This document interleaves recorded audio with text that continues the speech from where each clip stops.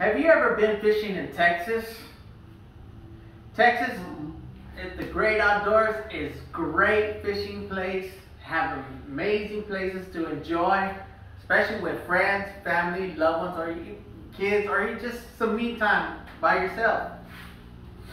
But you don't always need a fishing rod. All you need, some Flounder Gig lights, and a spear, some waders, a couple of things, and you can be on your way. The purpose for this presentation is to inform you about how to flounder gig in Texas.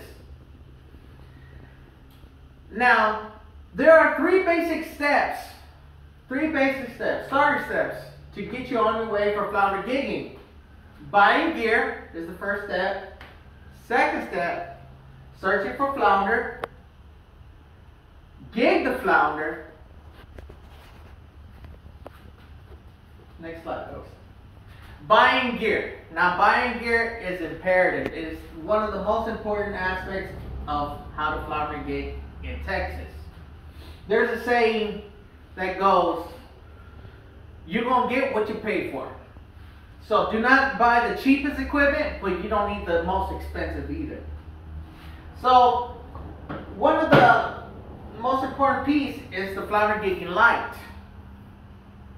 That is to see underwater. A flounder gig.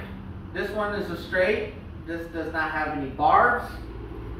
But a two-prong is all you need. Waders help you keep it dry so you don't have to get wet. A stringer, a fish stringer, so you're able to slip the fish on and move your weight. Maps is key to success, and we will show you in the second step. Searching for flounder. Now, searching for flounder in this second step, according to the Texas Park and Wildlife, flounder is the top 3 species in the Texas Bay that anglers covet.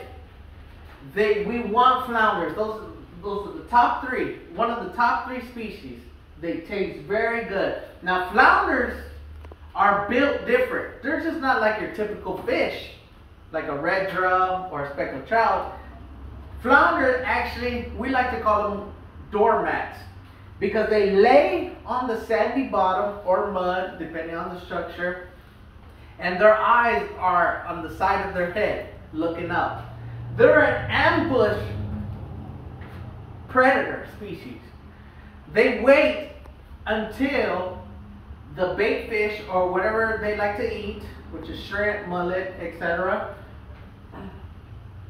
and they ambush their prey. Now, they like, when and where to flounder gig? They like sandy bottoms. They like muddy bottoms. That's why maps come into play. It shows you obstruction, where if it's rocky, sandy, muddy, it shows you all those areas that the structure where flounder can hide at. Now, flounders love to go into the shallow. That's why at night it's so easy and simple to flounder gig, because when you have your waders, you have your light, you have your spear, you know your spot, the sandy bottoms, you know the grass line. Flounders like to be by the grass line. They like to be on the grass, and they also like to be in the sandy bottoms. Now, flounder gigging in muddy areas is not your ideal spot to go flounder gigging. But the sandy bottom, hard sandy bottom is perfect, is ideal. Especially when the conditions when there is no wind. That is key. Because visibility is a safety issue. That is a safety key. There are different species that have it other than flounders. There are different species like stingrays. Stingrays are the most dangerous species when you go flounder gigging. Flounder gigging, there might be some stingrays laying on the ground as well, But all you need to do is guide them to where you want them to go, and they'll leave you alone.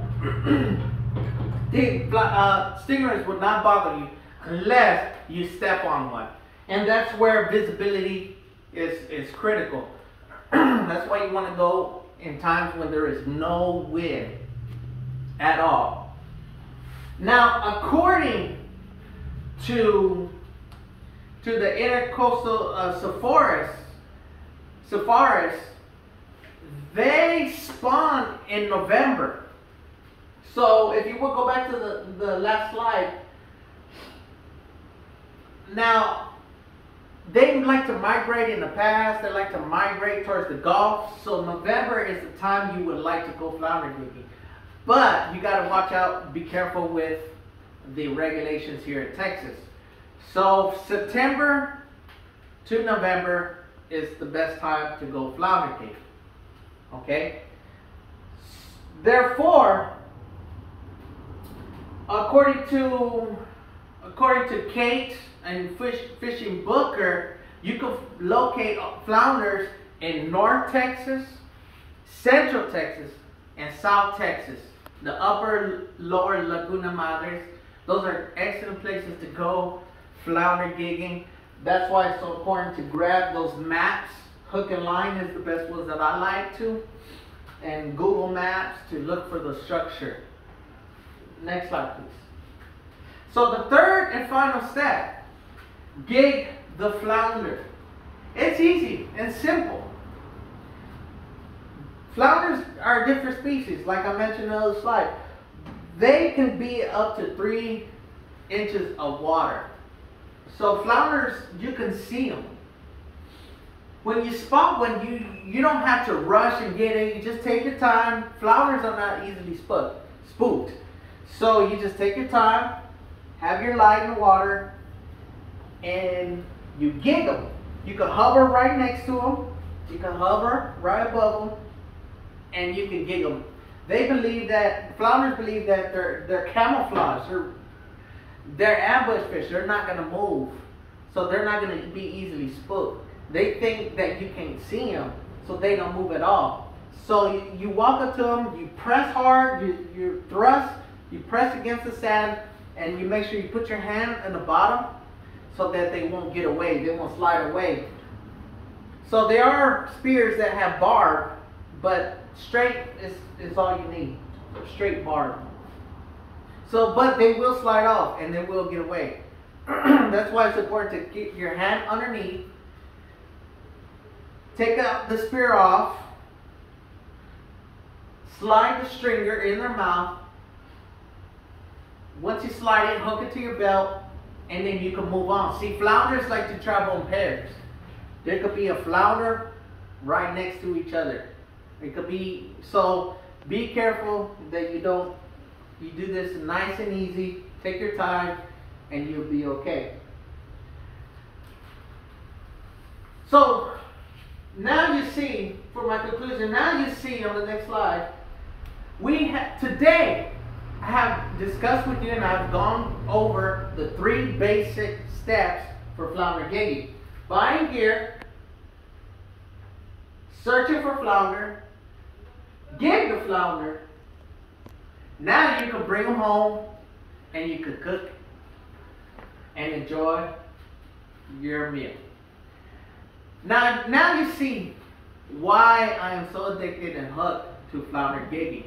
It's a great way to enjoy the great outdoors of the state of Texas with family, friends, your loved ones, or just doing some me time. So thank you and have a great day. Stay safe.